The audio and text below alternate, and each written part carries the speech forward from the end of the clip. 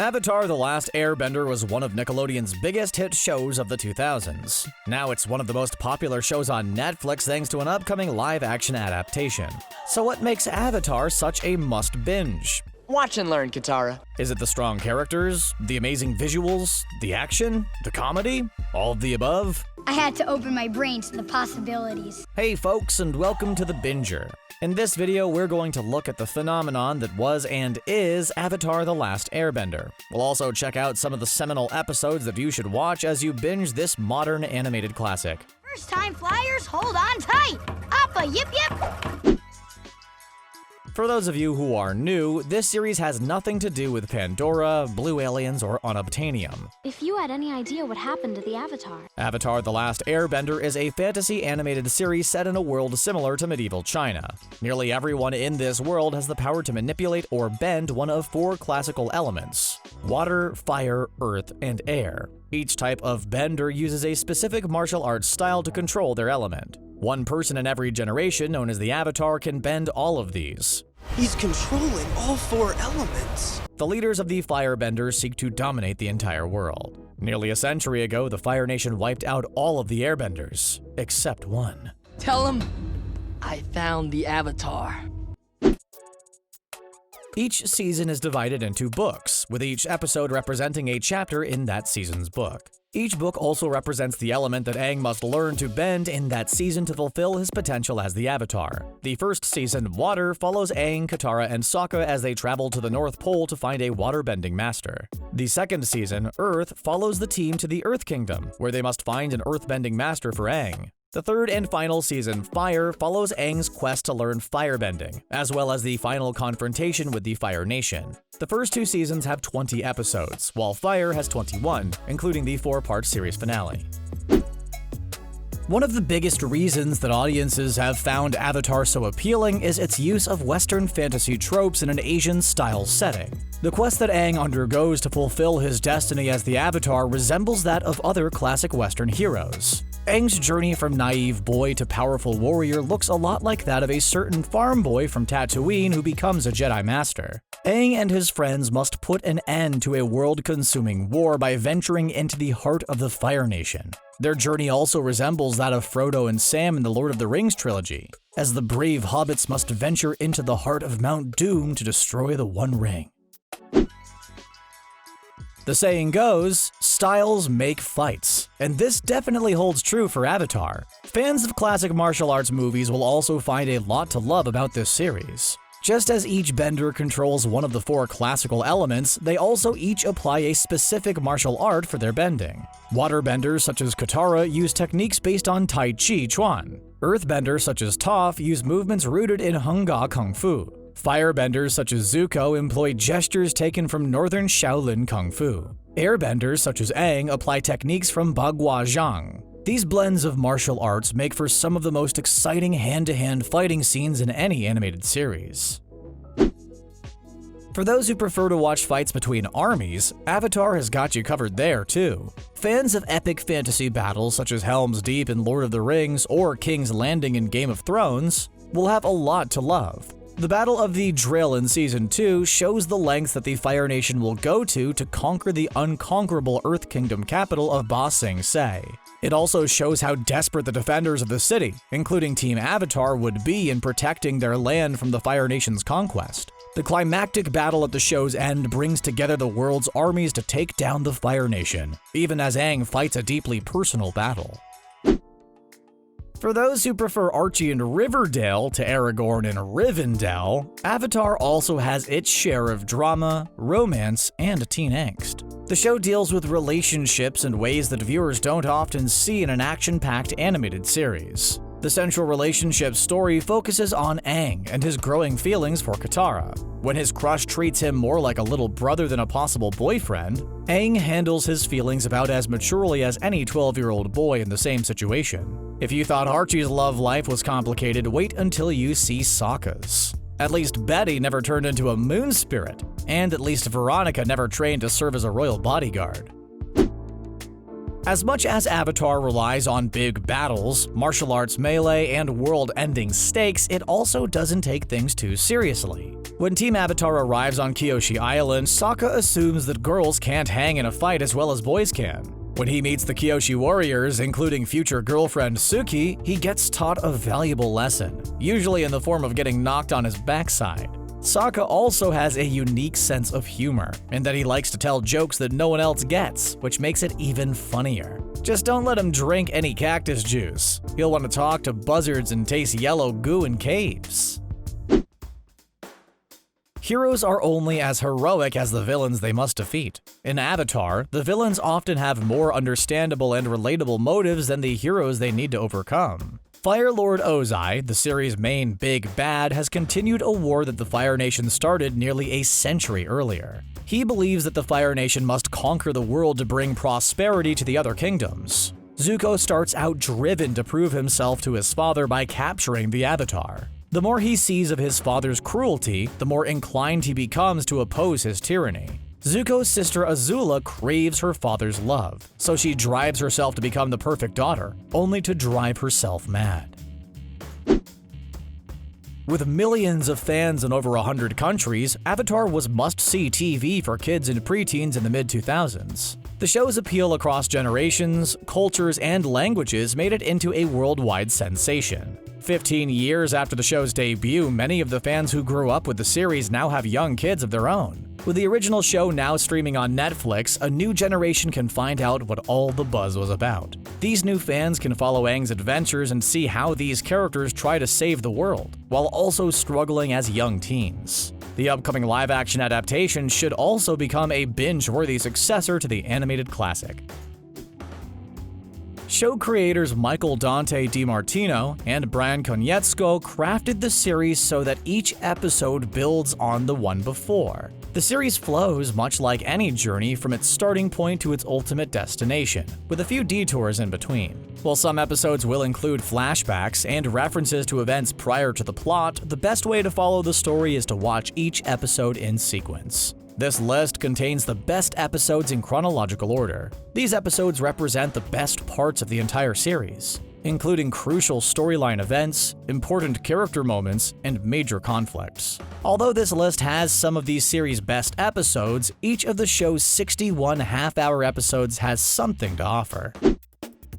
Now that you're up to speed on the characters, it's time to take a look at some of the show's most important episodes. And where better to start than with episode 1? A typical brother-sister bickering session during a fishing trip leads Sokka and Katara to discover a pair of life forms frozen in an iceberg. Katara uses Sokka's club to shatter the ice, which causes a flare of blue light to shoot straight up from the iceberg. On a ship in the distance, Zuko spots the flare and believes it's a clue to the location of the Avatar.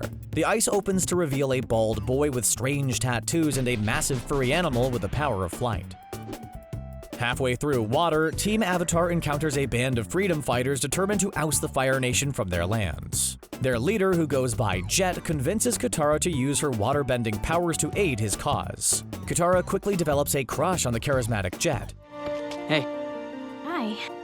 Which prompts Sokka's suspicious nature. Sokka follows Jet and his band and discovers his real mission. He learns that Jet wants to use Katara's powers to help him destroy a Fire Nation garrison. The only problem, the flood would also wipe out the innocent residents of an Earth Kingdom village. Sokka tries to evacuate the villagers while Katara learns that Jet is less of a freedom fighter and more of a destructive zealot. When a fisherman accuses Aang of turning his back on the world, Katara defends Aang's honor. Aang explains to her that he took Appa and ran away from his temple when he learned that he had to sacrifice his childhood to become the Avatar. Meanwhile, Zuko challenges a ship's captain to an honor duel, only for Iroh to defuse the situation. While Sokka works on a fishing boat during a storm, the boat encounters Zuko's ship. Katara and Aang fly in on Appa to rescue Sokka, but Zuko spots them. Zuko must face a choice: rescue an endangered crewman and let the Avatar escape, or let the crewman perish and achieve his mission. I'm sorry. Your apology is accepted. In the next episode, the effects of the storm leave Sokka and Katara with a strange illness. Aang must venture out to find a cure, but he gets captured by Fire Nation troops. While sitting in his cell, Aang hears a commotion as his captors fight off an intruder. The intruder, who covers his face in a blue mask, rescues Aang and leads him to the sewers so that he can escape. When the masked man gets knocked out, Aang sees the face of his unlikely rescuer, Zuko. Is this an act of kindness from Aang's most ferocious pursuer, or is this a ploy by Zuko to keep the glory of Aang's capture for himself? Avatar isn't always about good guys versus bad guys. Sometimes it's about people doing what they have to do to survive. When Team Avatar arrives at the Northern Air Temple, they meet an inventor who creates flying machines that simulate airbending. One of these machines belongs to his young paraplegic son, who befriends Aang. They also find that the Mechanist has been creating weapons for the Fire Nation. The Mechanist tells them that he created the weapons so that the Fire Nation would leave him and his people alone. Aang, Sokka, and the Mechanist craft an ambush for the approaching Fire Nation troops. They use the people's aerial skills and a hot air balloon to take out the ground-based troops.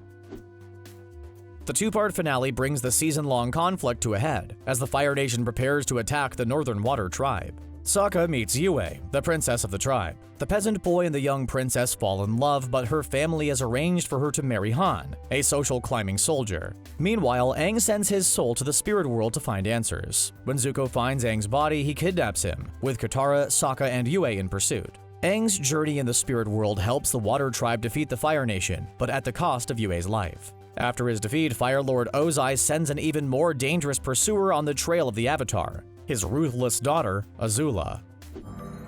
Season 2 brings Aang and his friends to the Earth Kingdom. Aang is tasked with learning earthbending, but he needs to find a teacher. A vision leads Aang to an earthbending tournament where he sees a small blind girl destroy opponents many times her size. They find out that the girl, nicknamed the Blind Bandit, is also Toph Beifong, the daughter of a wealthy Earth Kingdom family. When the other contenders in the earthbending tournament kidnap Toph and Aang, they demand a ransom for Toph. They also threaten to send Aang to the Fire Nation and collect the price on his head. Toph, Katara, and Sokka rescue Aang, and Toph runs away from home to join them on their journey. The next episode focuses on Zuko, as he leaves his past behind and ventures out on his own. He arrives at an Earth Kingdom village only to find that the soldiers guarding the town are more like criminals than protectors. Zuko befriends an Earth Kingdom family and learns that their oldest son is on the front lines in the war against the Fire Nation. While Zuko stays with the family, he recalls his own family life, including how his father gained the Fire Nation throne. When the thugs threaten the son of the family who took him in, Zuko reveals his identity and his firebending abilities to save him. Instead of thanking him, the family and the townspeople shun him as he rides out of town. After saving the Earth Kingdom city of Ba Sing Se from a Fire Nation attack, Team Avatar gets a well-deserved rest within the city's walls. But when they try to set up a meeting with the Earth King to formulate a strategy, they keep getting brushed off. They also keep running into townspeople repeating the same phrase, "There is no war in Ba Sing Se." The team learns that the Earth King has no interest in the conflict and keeps his citizens in the dark about the war with the Fire Nation. Any mention of the conflict is outlawed, and anyone who disobeys gets re-educated, including freedom fighter Jet and the team's tour guide. I didn't know the Avatar would be here. The next episode contains a series of short stories about how each of the main characters spent a day in Ba Sing Se. While he searches for Appa, Aang helps a zookeeper move his animals from his small, overcrowded zoo to a larger space. Katara and Toph enjoy a girls' day out, complete with a mud bath, a sauna session, and a makeover. Sokka gets ensnared into a haiku poetry class filled with pretty young girls and haiku battles the teacher. Zuko meets a young girl in a tea house and goes on his first date. Iroh commemorates the birthday of his son, who was a Fire Nation soldier who perished in the siege of Ba Sing Se. The Season 2 finale sees the main characters at their lowest points of the series to date. Azula uses the Dai Li, the Earth Kingdom's secret police, to stage a coup. She sends Dai Li agents to capture Iroh and Zuko. Iroh shows how he earned the nickname the Dragon of the West. Team Avatar fights to save the Earth King, but they're too late. When Azula offers to restore Zuko's honor if he joins her, he accepts and turns against Team Avatar. They barely escape aboard Appa, leaving the Earth Kingdom in Azula's grip. This episode shares some similarities with Star Wars: The Empire Strikes Back. The destructive Empire holds the advantage and the plucky rebels are on the run. In Season 3, Team Avatar must stop Fire Lord Ozai before the arrival of Sojin's comet, which will make him all-powerful. When they arrive in the Fire Nation, they meet a friendly old innkeeper named Hama.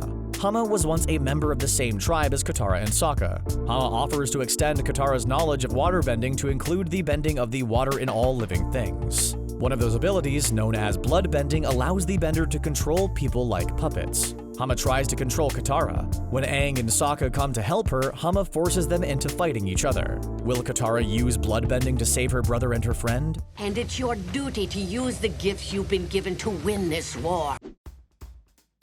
This two-part episode marks the halfway point in Season 3. It also marks the first time that the Fire Nation's enemies band together to attack the belligerent nation. The attack was timed to occur during a solar eclipse. Since firebenders get their powers from the sun, the eclipse would leave them powerless for 8 minutes. The attackers breach the walls, only to find the city deserted. Team Avatar searches for Fire Lord Ozai, but Azula and her Dai Li agents stall for time. Meanwhile, Zuko confronts his father about his sadistic acts and pledges to join the Avatar in overthrowing him. Although the invasion eventually fails, Aang and his friends gain a new valuable ally.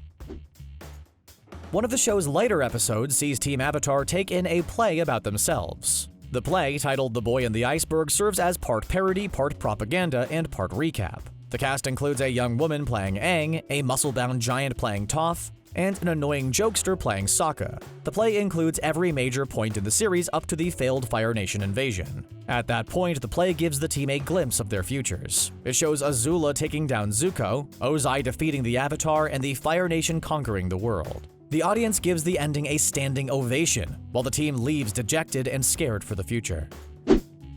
The 4-part series finale brings the entire Fire Nation arc to a climax. Aang learns that he must stop Ozai from destroying the Earth Kingdom before the comet appears in the sky. However, his beliefs prevent him from taking a life, even if that life belongs to an enemy bent on world domination. Aang seeks advice from previous avatars, but still doesn't find the answer he needs. Meanwhile, Ozai declares himself the ruler of the world and appoints Azula to take his place as Fire Lord. Can Aang achieve the Avatar state and stop Ozai without violating his beliefs? Can the rest of the team take down a deranged Azula at the height of her powers? Check out this classic series on Netflix to get the answers. So, what do you think? Are there any vital episodes we left off this list? Are you looking forward to the Netflix adaptation? Let us know in the comments. Be sure to like this video, share it with your bending buddies, and subscribe to The Binger to get notified about our latest videos. Thanks for watching.